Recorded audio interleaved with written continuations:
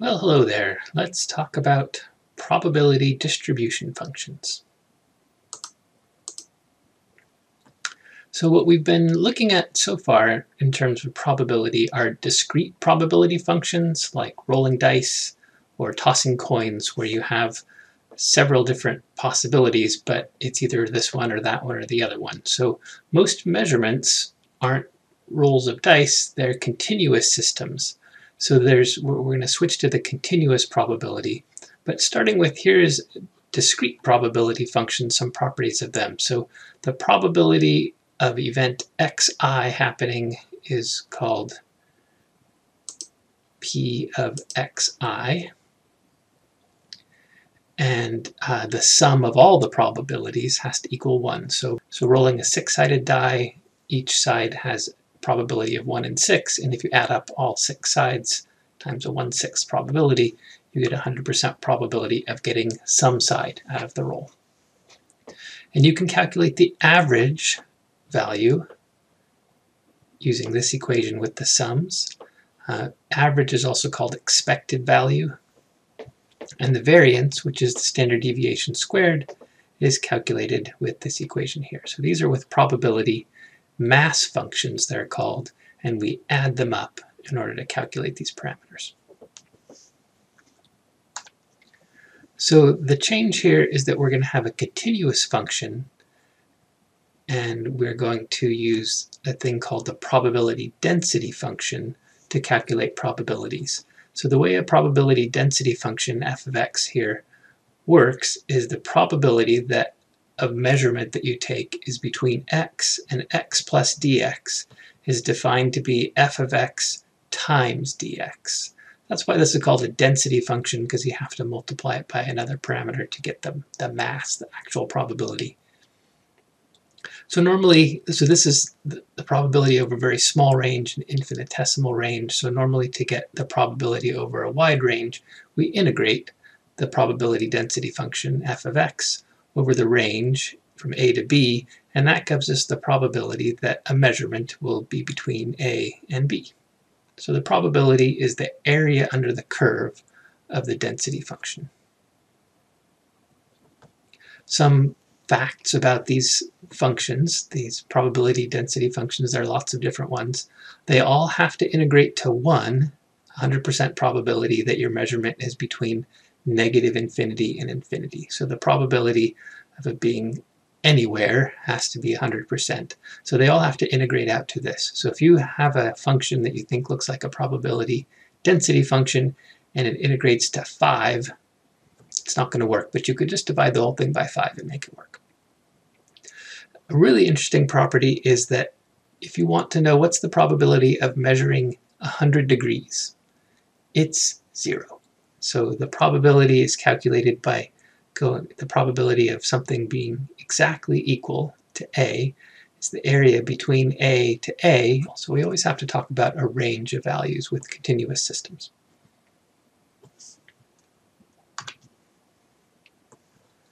Once we have the probability density function, we can calculate some other parameters like the mean or expected value. It depends on if you're a mathematician or an engineer or different fields, call them different things.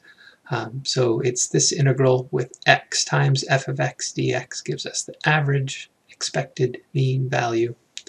And the standard deviation squared, which is the variance, comes from this equation with x minus the mean quantity squared times f of x dx. So those are some of the basic formulas for a probability density function. By far the most common probability density function, or distribution function, is the Gaussian, or normal distribution function. So that's called both of those things. This is the function, this is the normal distribution right here, also called the bell-shaped curve, probably heard it called that, and it's this e to the negative x minus the mean squared divided by 2 sigma squared with this factor out front. You only need 2 parameters, so it's very easy to use. If you know the standard deviation, sigma, and you know the mean, mu, then you can define the Gaussian distribution for your system. So the peak is always at the mean. So here the mean is 2, so the peaks are always going to be at 2. And then the standard deviation is telling us how spread out the distribution is. So a big standard deviation is flat and low. Smaller standard deviation, a little spikier. And the area under all of these has to be 1 from negative infinity to infinity. So the shape follows that pattern. This table is just telling us the area under the curve between, or the probability of a value x being above and below the mean by a certain number of standard deviations.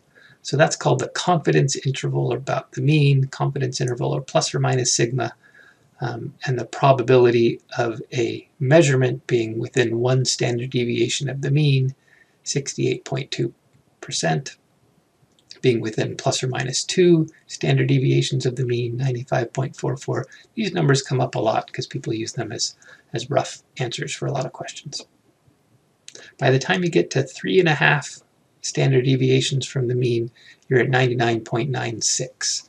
So even though these functions go out to infinity, they get very small pretty quickly, so you can neglect the area under the tails sometimes. Well, this is an example from the book of another probability distribution function. It's graphed here, and it's the lifetime or lifespan of a ball bearing. So the hours that the ball bearing will last in use is on the x-axis, and the probability distribution function here. And you can see it goes to 0 for a lifetime less than 10. That means that every ball bearing is going to last at least 10 hours. So I assume there was some maybe quality control where they threw out any ball bearing that wouldn't last that long. So anything they sell is going to last at least 10 and could go all the way up to infinity. So the function is piecewise, so it's 0 for x less than 10, and it's 200 over x cubed for x greater than 10. And remember, the area under this curve is the probability that the lifespan of a particular ball bearing will be in that range where you're calculating the area. So we can use some of these equations. Here is the average equation, the expected value, and it's x times f of x. So you have to go from negative infinity to infinity, but here between negative infinity and 10, f of x is 0, so that drops out. So the only integral you have to do is from 10 to infinity of x times f of x for x greater than 10 dx. So it's just a 200 over x squared, and that integrates to negative 200 over x between 10 and infinity, and so we get an average of 20 hours. So the average lifespan is 20 hours right here. So we'll do a lot of these probability calculations. So finding the probability that the lifetime is less than 20 hours. So probability x less than 20. This is the short way to write it, but it's also correct to write it this way: the probability that a measurement, or the lifespan, between negative infinity and 20. And so this is the area we have to calculate from negative infinity up to 20. But again, for this special function, there's no area until you get to 10. So we go from negative infinity to 10, we have 0, plus from 10 to 20, we have this area, f of x dx. So we're just integrating f of x, and we find 0.75, 75% probability that the lifespan will be less than 20 hours. And 20 was the mean, so this doesn't mean that, so the mean isn't the mode, or the median in this case. It's the average value, but the probability that you're less than average is quite high. This example is calculating the probability that the lifespan is greater than 20 hours. And the easiest way to do that is to, if we know the probability of it being less than 20 hours, we know that the total probability has to add up to 1. So 1 minus the probability of it being less than 20. It's the complement, if you remember. So 25% chance of it being on this side. Or we could do the integration. It's the area under the curve from 20 to infinity of that function.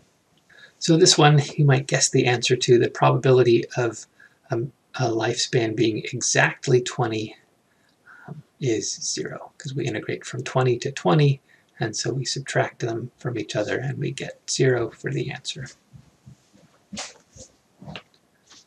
Alright, so that's some basics of probability distribution or probability density functions, and we will look in the Gaussian or normal distribution in a little more detail.